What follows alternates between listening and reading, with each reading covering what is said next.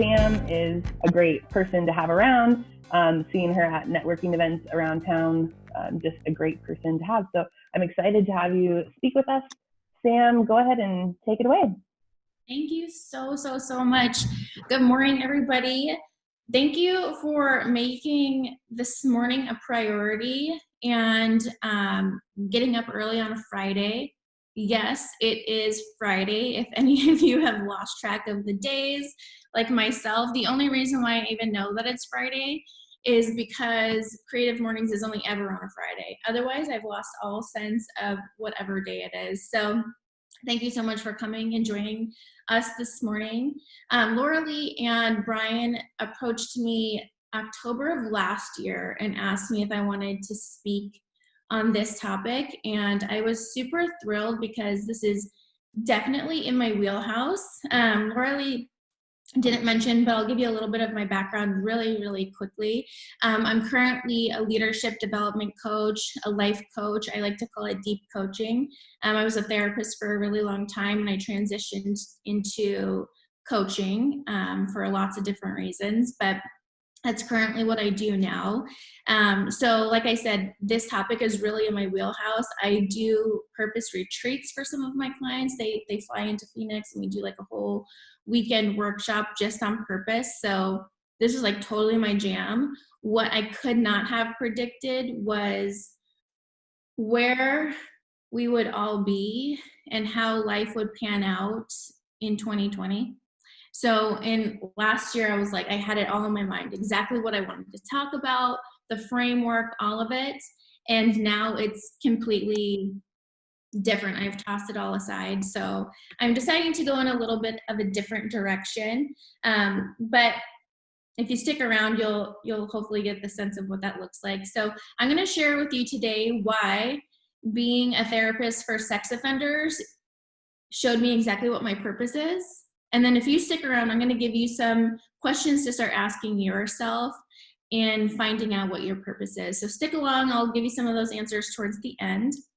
And I didn't want to make this too complicated, so I didn't do slideshows or anything like that. And all of you amazing graphic designers in the room, you're going to really cringe at what I'm about to show you, but that's okay. That's fine.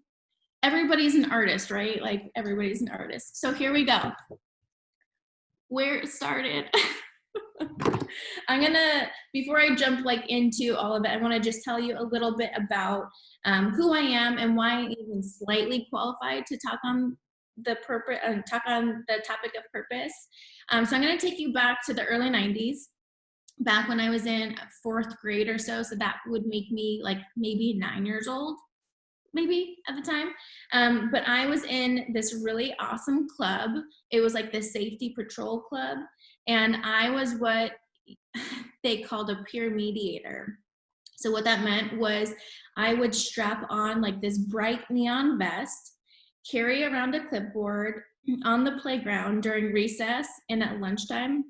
And if any of the other kids got into an argument, I was the one to swoop in and start mediating the argument so that it wouldn't escalate and hopefully find a resolution before things got too crazy. So yeah, I was a huge nerd, you guys. I was little, but I was a huge nerd. So any personality test I've ever taken has quantified that by also telling me that I'm bossy, I have a plan for everybody else's life. So this just like really fit into how I even started on this journey. So at that moment on the playground, I knew that I wanted to help people. And I thought for sure at 9 years old, I knew exactly what my purpose was. And that was to help people. So that theme continued on in high school. I went on to be a camp counselor at like a leadership camp. In college, I got my degree in psychology with a minor in alternative methods of therapy. And no, that's not an actual real minor. I made it up because creatives don't follow the rules. We all break the rules. And I think that's a really great quality that us creatives have. So I made up my own minor. And then I went on to grad school and got a master's in professional counseling with an emphasis in expressive art therapy and trauma. So from there, you guys, this is so cringeworthy. The real. So what did that actually look like? I worked as a therapist for many, many years, working in community health, and all we dealt with was crisis intervention and trauma, basically. And I was one of the only trauma experts in the agency that I worked at. So I got all of the hard, really heavy stuff. So even though I've never experienced a pandemic and the global devastation that we're all currently facing, I have had my fair share of experiencing trauma and some really sad, deep heartbreak. And if any of you are curious, yes, you too are experiencing trauma right now. If not directly, then absolutely secondary trauma. So that can be expressed in a lot of different ways. If you're feeling really stressed out, totally normal. If you're feeling afraid and overwhelmed, totally normal. If you are feeling like you can't stop running for fear that the world below you is going to crumble, absolutely normal.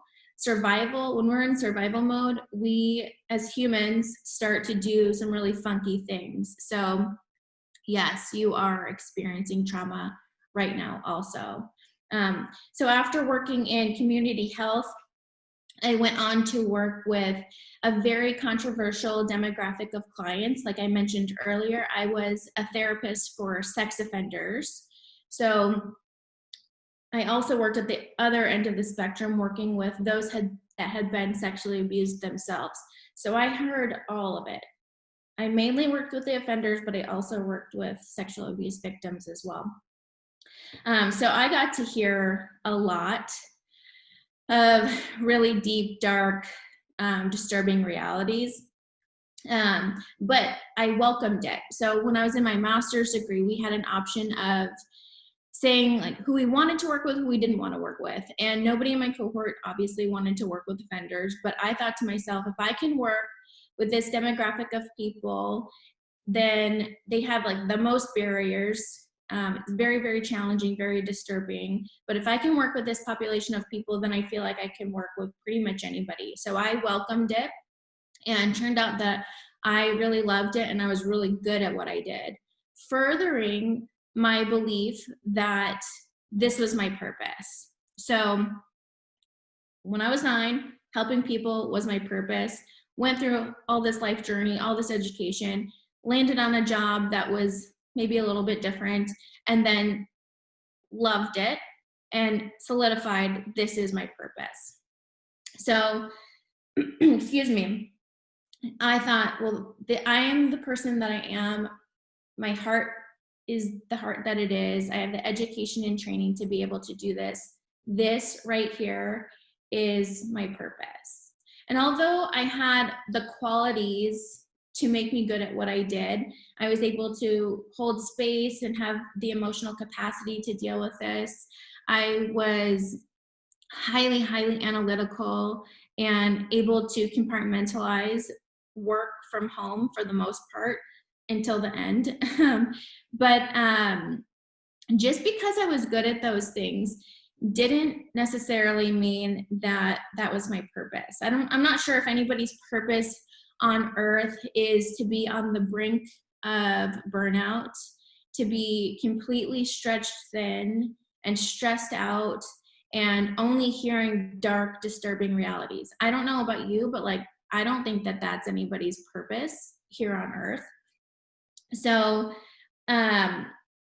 it made me question a lot of things. But as a therapist, so working with all of this, as a therapist, you rarely get the opportunity to hear when your clients are doing well. I don't know if any of you have been to therapy, but when you start feeling better, you just stop going. You don't continue, right? You don't come back to your therapist and tell them how you're thriving and striving and how your broken relationships are repaired and how you healed your inner child. Like that does not happen. You just stop going. And as a therapist, I would wonder if anything I was doing was actually working. Were my clients getting better, or were they actually in a dark place, and they were in such a dark place they couldn't come out of their home to see me? Or even worst case scenario, did it get to the point of suicide? So you're living in like a lot of unknown as a therapist. So I started to question, am I actually helping people? If my purpose was to help people and I was living out my purpose, but I didn't know if it was actually working, was I living out my purpose? I don't know. Like I was really having some like really big questions going on in my head. And what I landed on was that humans are not meant to go to work, make money, pay bills, and die. Like we know that, right? We know that. That's not the purpose here. But if that's how you've been living your life, I have some really, really great news for you. You can stop immediately. Just stop doing that, because I promise you that is not your purpose. Your purpose is not to go to work, just to pay bills and then die. So, the secret sauce. You guys probably want to know what your purpose is then, right? Sam, what's my purpose if you're telling me that's not my purpose? And some of you might already have that figured out, and I'm going to challenge you to look at purpose with a little different of a perspective. But those of you who are wanting a formula or an equation, I'm going to give it to you. I'm going to walk you through something that somebody guided me through. And just to orient you a little bit, if you do have something to write with, or you're going to type things out, be prepared. I'm going to give you some things a little bit later. But for right now, I just want you to listen. You're not going to miss anything. You're not going to miss all of the golden little nuggets. But just listen for now. So this is what I was guided, excuse me, to do when I was trying to figure out, having this like existential crisis of like, is this my purpose or not? So here's some questions that I was asked to identify. So the first one was, who am I? Well, that's easy. I'm Sam. And then the next one is, what do I do? And the easy phrase here is, I guide people. So I'm Sam and I guide people. Who do I do it for? I guide people who have lost their way or lost hope, but lost their way is probably the best way to say it. And of those people, what do they want or need? So those people who have lost their way, what do they want or need? And it's motivation, hope, or a path forward, because they don't know what it is. And then the last question is, what did they get out of it? Or how did their life change because of the motivation or path they now have? And it's that they are going to take action towards a happier life. So that in and of itself is supposed to be exactly the formula. So I'll name it out for you. So I'm Sam. I guide people who have lost their way, who need motivation and a path forward, so that they can take action towards living a happier life. That sounds really good, right? And it's pretty easy. It's a pretty easy formula. And now you can write all those things down if you want, but there's more. So as any good talk would have it, a really good quote from Lizzo is necessary. And that's just that truth hurts, right? So what I learned from all of that, and the crazy thing was, like, I was guided with this exact formula that I just shared with you guys. What I learned from that is actually the truth hurts. And all that showed me, that little formula, was what my career should be. And it didn't tell me my purpose at all. It only told me what my career should be. And I already kind of knew. I had all this education. I knew what I was doing. There wasn't a lot of other options. I didn't need to know what my career was anymore. I needed to know what my purpose was. And that did not tell me what my purpose was. So I'm going to challenge you here, and I'm going to ask you to let go of the purpose that you put in titles and labels and people. Let go of all of that. People aren't going to give you purpose. A job, a title, does not identify what your purpose is. A relationship does not define what your purpose is. Let go of all of that. You already have it. You came into this world already having purpose. You're placed here to have purpose. And if you've put in all your worthiness and your purpose into outside sources, outside people, I can guarantee you that you've probably felt like your purpose has been lost, that it's been taken away from you, that it's been stolen, that it's been ripped away from you because your purpose was in somebody else. And that's been snatched from you. I know that when I myself decided I was going to leave therapy and transition into my own business, that I decided for myself I was going to leave that job. So it wasn't taken away from me. It was something that I chose for myself, and yet I still felt like I lost my purpose. I was sitting on my living room floor at like 3 a.m, journaling, sobbing, because I thought that I lost something that I knew I had from 9 years old. And just like that, my choice, it was lost. And that's a pretty devastating reality to sit with. It can feel like you're in crisis in that moment because you don't know where to go next. You don't know where to look. I didn't know what I was going to do. I just knew that I couldn't continue doing the type of therapy that I was doing. For reasons that I had mentioned earlier, burnout, stress, all the whole gamut, right? But excuse me. But I realized that I had put all of this power into something that wasn't guaranteed. So a job isn't going to be guaranteed. People in your life aren't going to be guaranteed. Relationships are not guaranteed. And that's a lot of power to give to something that is temporary. And so many of you may have lost your jobs recently, and you might be struggling with this same thing. You might find yourself on your living room floor at 3 a.m. sobbing, like myself, and like lifting up to the sky, like, why? Like, what's going on? I thought this was my purpose. Now I don't have it, which means I don't have purpose. Like, we get down this rabbit hole so quickly, and we lose our way. How many of you have lost a job or lost a loved one?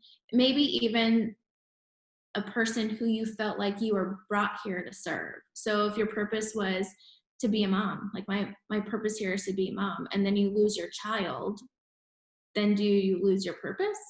I don't think so. I don't think that that's how life is designed. I don't think that that's how we should put our purpose into things.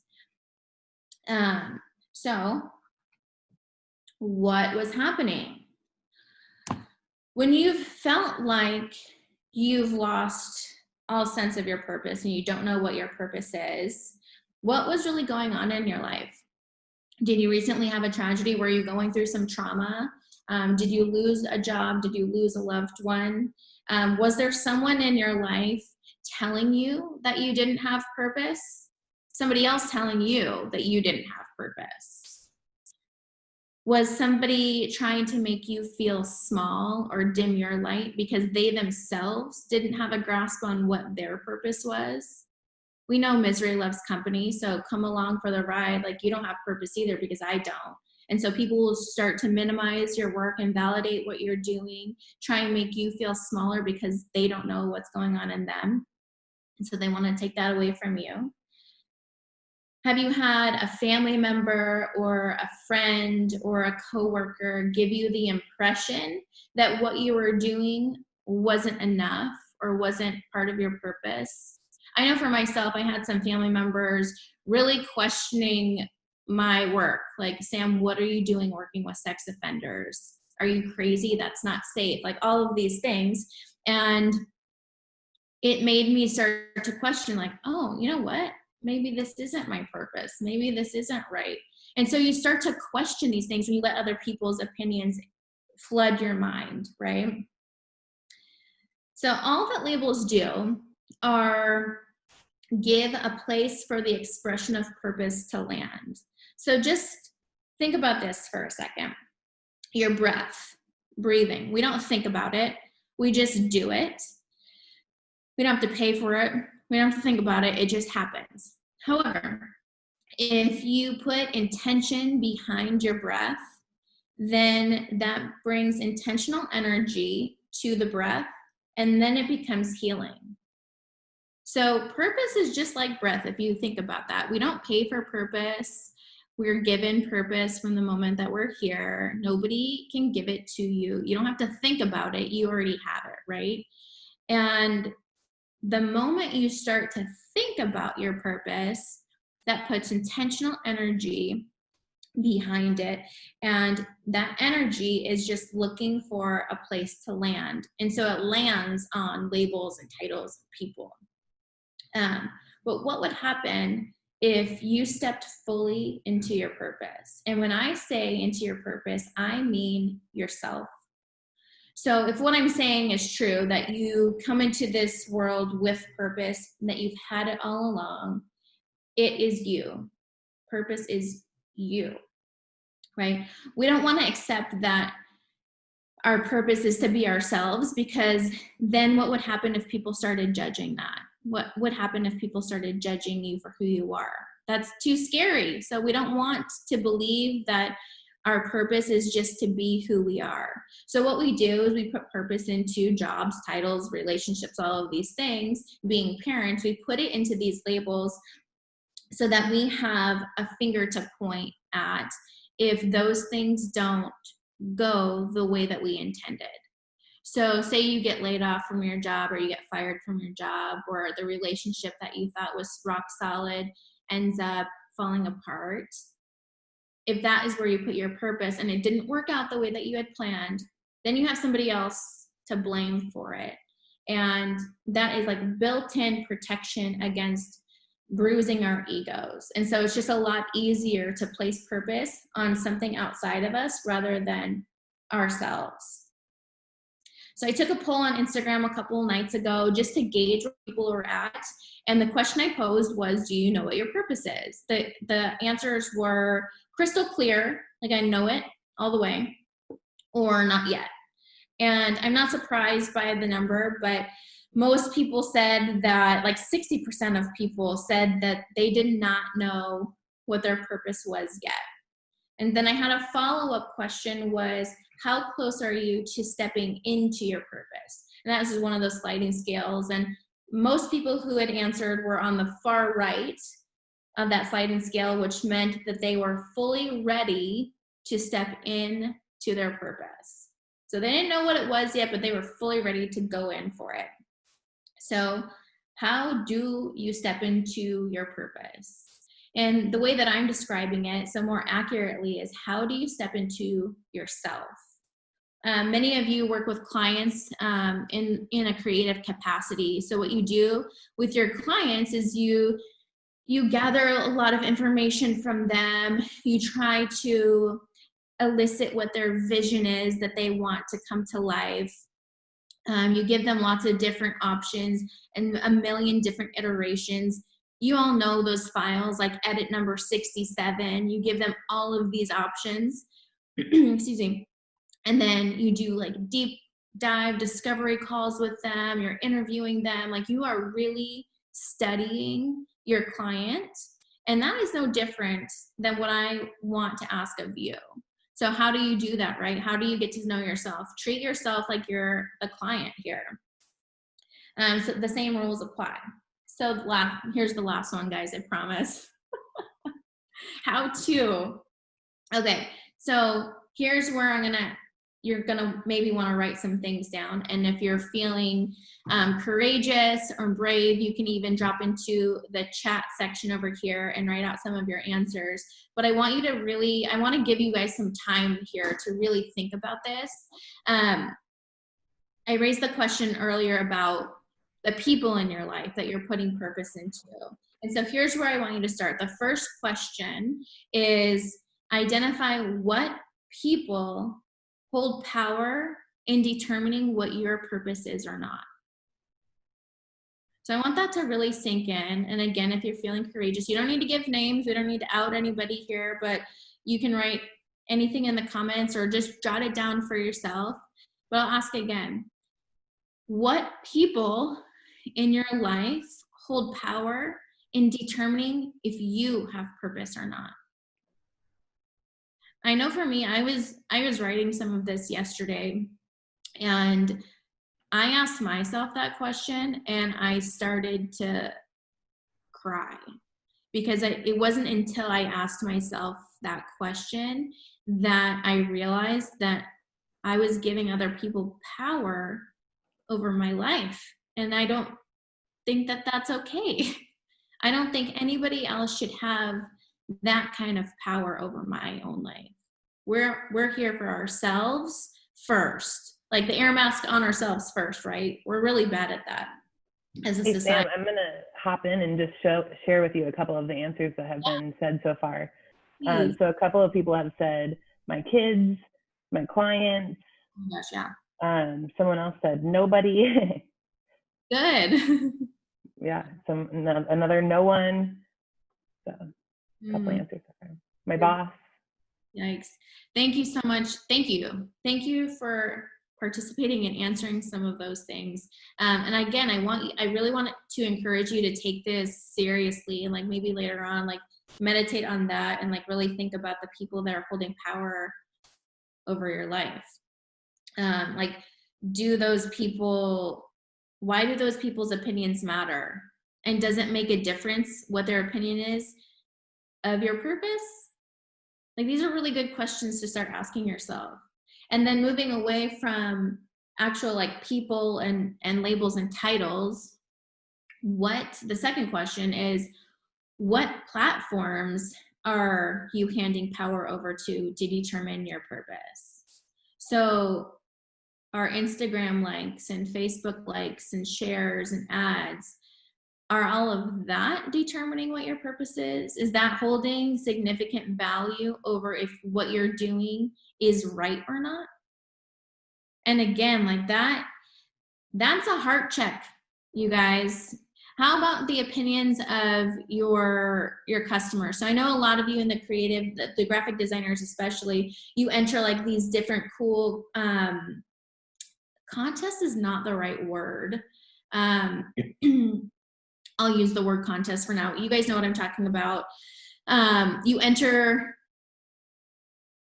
contest. I don't know. That's not the word I'm looking for. You guys get it. You enter your work and to submit it to see if you can get an accolade or an award, right?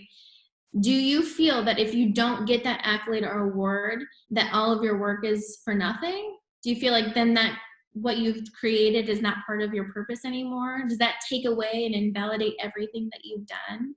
I think that we put too much purpose and worth into those things, and that guides us if we're doing the right thing or not. So observing what comes up will give you better insight into what you're letting drive your life.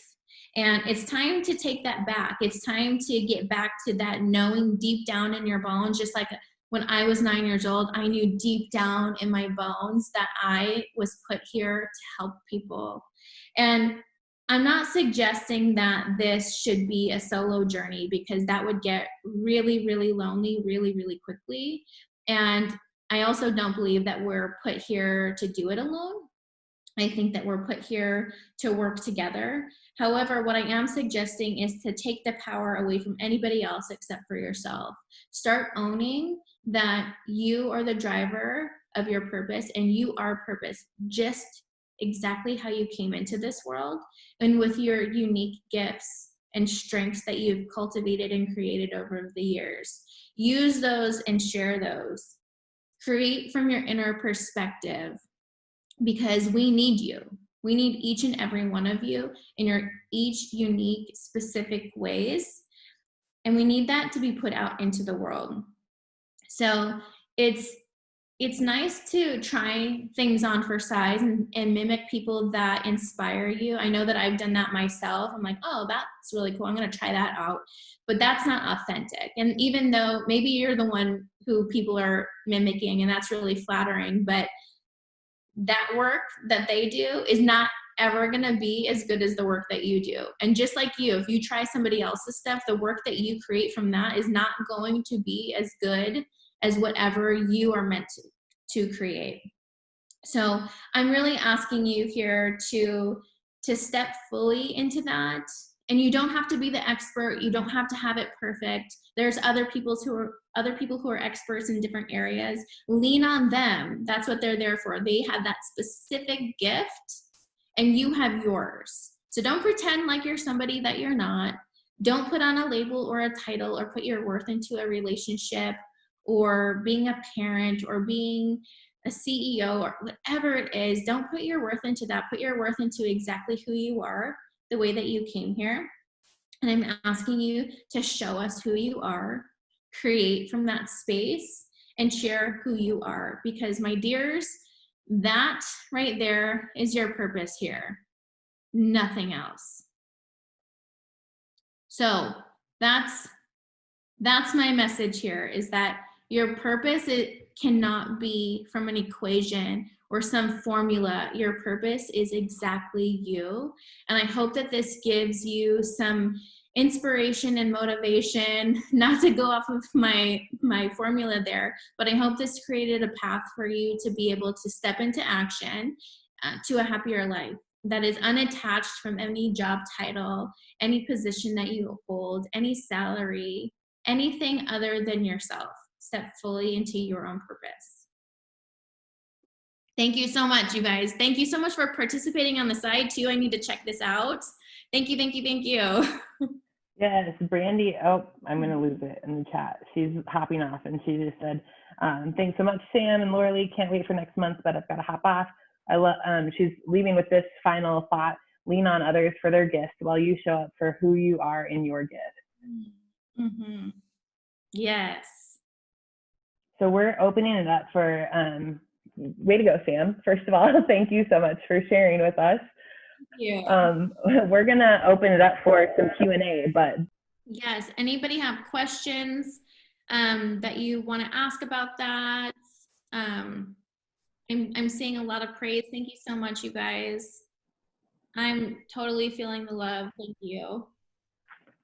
Yeah, so a question that I wrote down to get us kicked off at the beginning was, how do you, or what do you do to reorient yourself if you've had your purpose based on a people or a job or a relationship and it's been stripped away from you and you feel like you don't have a purpose? Like what are those like first steps that we can take to get back to who we are? Yeah, whew, that's a great question. And I did a little bit of this yesterday. Like I said, I was writing part of this yesterday. And some of the things that I did was to just feel really good. So I'm kind of woo-woo. If you guys don't know me, yeah, I'm a little bit woo-woo. So I did a lot of different things. I went on a walk around my block to stimulate both hemispheres of my brain to get the creative side flowing and the more articulate, like word side, even though my words were failing me a little bit today. I did that. I smudge. This is gonna sound really woo. I'll keep going. I have sound bowls that I play, so like to bring in and usher in vibrations that are aligned. And then I listen to music that really touches my soul. And I just remember like who I am. Who am I? I gave you guys a couple of those questions, but I try to always come back to myself and be really grounded, and try to remember that I am worthy and enough without outsiders telling me that.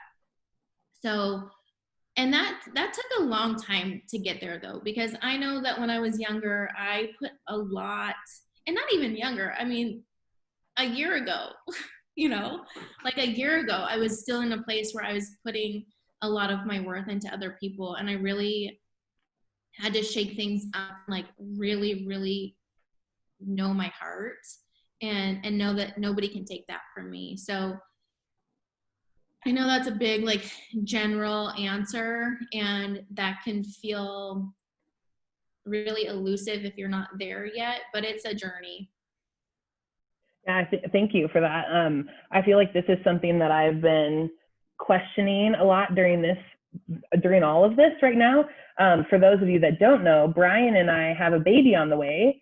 So we're pregnant and our baby is due in July. And so we've just been thinking about like parenting styles and, you know, I don't want to be the person that just like puts all of their effort into being a mom, but what does that look like then, you know?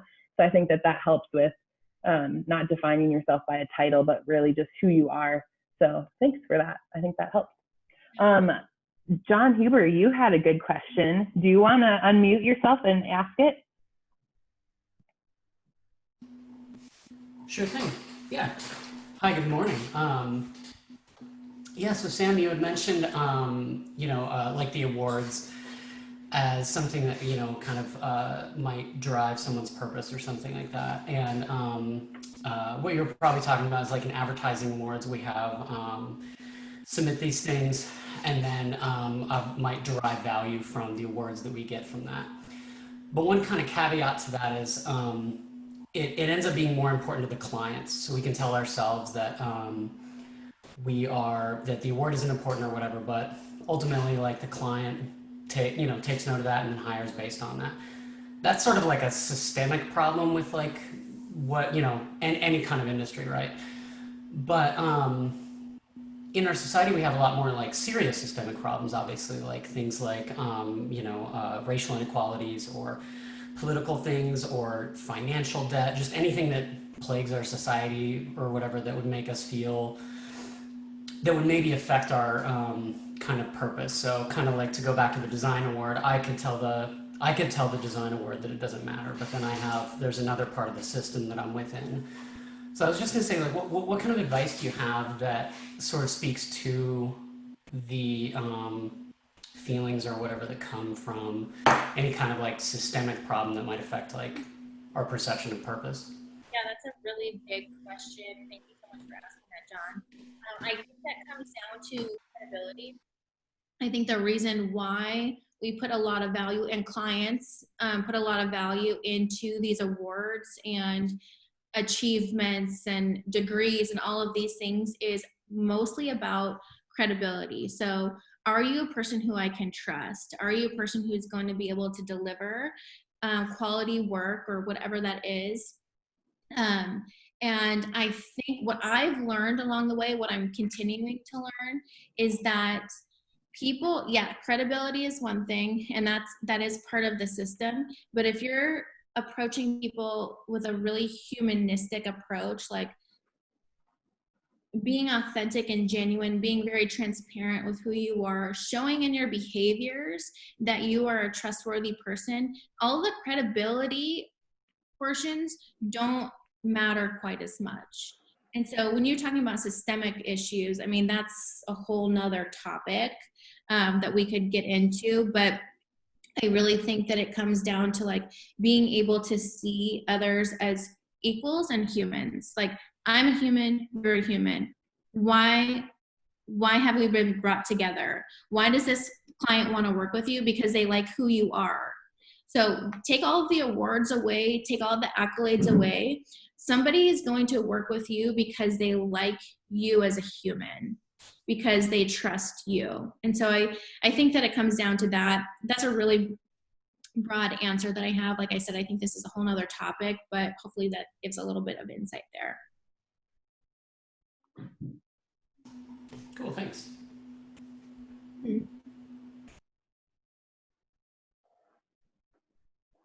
Anyone else have questions on, I feel like this is a time where a lot of people have been questioning their purpose. Has anyone been struggling with that, or have any questions that maybe Sam can help you clear up? I saw a lot of people nodding and some hands. I see Carol just asked, how do you think of purpose in relation to finding and giving meaning? Okay, great question, because I think that we put a lot of our purpose in meaning. So if I'm going to try and think of an example here that doesn't have much meaning but still gives us purpose. So, okay, an artistic example is if you're a painter or a design, like say you're just creating to create, the meaning of that is to express. and to get something out of you that's in you. And that's the purpose, right? The meaning comes in the purpose. I'm going to paint because it feels good. But at the end of the day, does that painting have meaning? Is it going to provide more beyond that? Or is it just to create from within? I'm answering the question with a question. Typical therapist. I'm looking over here in the sidebar. Similar topic, job titles, we inflate for our egos. Yep. It's our only defense mechanism for job hunting. Who said that? Yeah, can you unmute? Can I hear more about that?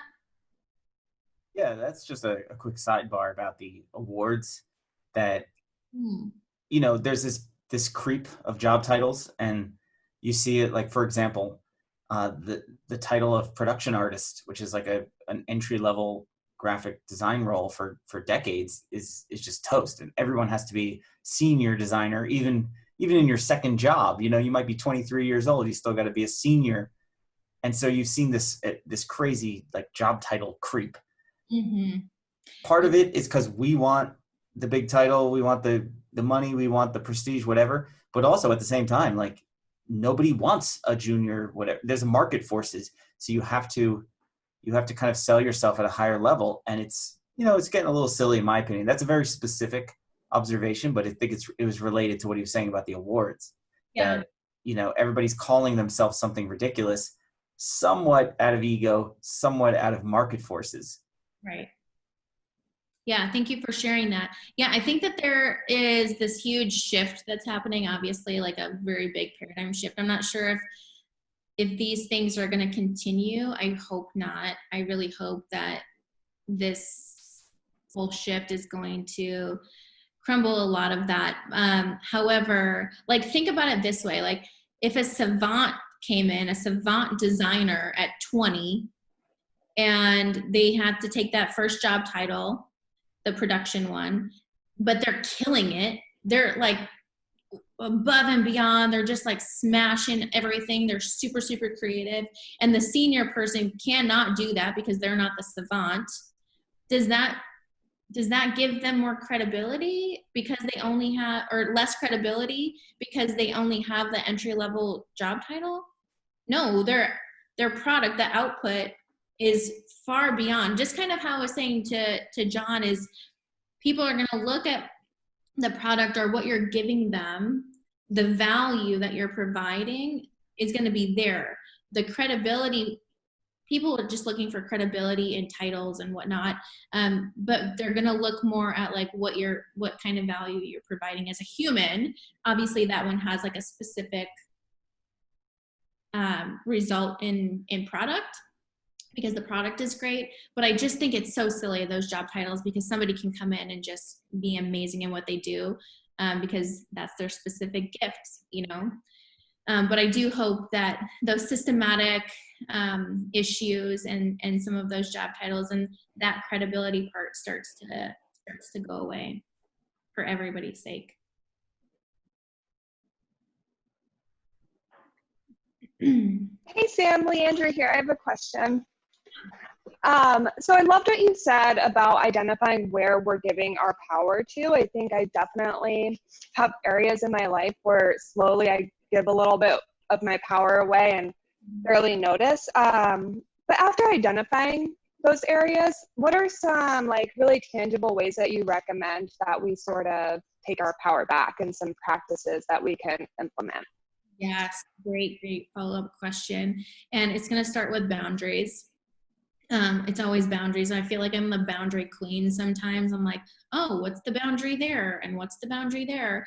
Is if you're giving too much of yourself away and then you don't have anything left for yourself, obviously that's like a straightaway, like you're giving over too much power. But setting boundaries, like for clients specifically, letting them know, I'll go into clients and then I'll go personal. So with clients, letting them know, like, you work, even if you're a freelancer, these are the hours that I'm operating. And that might like look different right now during this pandemic because everything is really up in the air, but let's pretend like things are normal and let them know like these are my work hours. I don't work on the weekends. Even in email responses, they will get back to you in a couple of, or like 24 business hours, whatever that is. So setting up a lot of boundaries so that people can't squeeze in. People will try and push your boundaries no matter what, especially when you start setting new boundaries and start saying no to things, people will push against that. And that's okay. Like those people might not be for you, and that's totally fine. Now on a personal level, the energy, like you got to think about how much energy you're expelling. And if you're giving somebody all of this power over you, that's going to suck you dry. I know that you can probably think of some people in your life that when you're around them, you get totally drained. And then there's other people in your life that totally fill you up. Those people that fill you up are probably not the people who you give power to. It's the energy suckers that probably have the power. So really setting internal boundaries of how much energy you're giving to other people will start to save you a lot. That's huge. Thanks, Sam. A couple of people on the side were saying, Diana said, setting boundaries, late bloomer over here. Learning how to set boundaries has helped me advance in my purpose. Yes, and Sarah Chambers said, I think the issue is that we're not disconnecting our true purpose from our output or title. Our purpose is ours no matter what we do and who we are to others. Yes, exactly. And then also earlier we were talking about, you know, having meetings with people, all sorts of meetings, and a lot of East Coast people wanting to have early meetings. So even this morning, I wanted to be on the Creative Mornings New York call, but it was at 6 a.m. So I was like, nope, I need more energy for later. So that was a good energy boundary that you set for yourself, knowing and identifying, like, if I do this, then my energy is not going to be as strong or as active later on. So kind of figuring that out. And you're gonna fail on that, by the way. You're gonna fail with boundaries, by the way. That's okay. Set them, practice them, get really uncomfortable, because that is what's helping you grow. Yeah, and Kathy Morgan said, OMG, that's brilliant. The people who drain you are probably the ones you're giving your energy to. Man, I know. When I had to look at that and look in the mirror, that was some harsh reality for me, I tell you what. Any other questions for Sam? You guys, thank you so much for having me. I hope that you leave here today knowing exactly what your purpose is, knowing who you are, and leaning all the way into that. You guys are amazing. Thank you for having me. I can't wait for us to be in person again.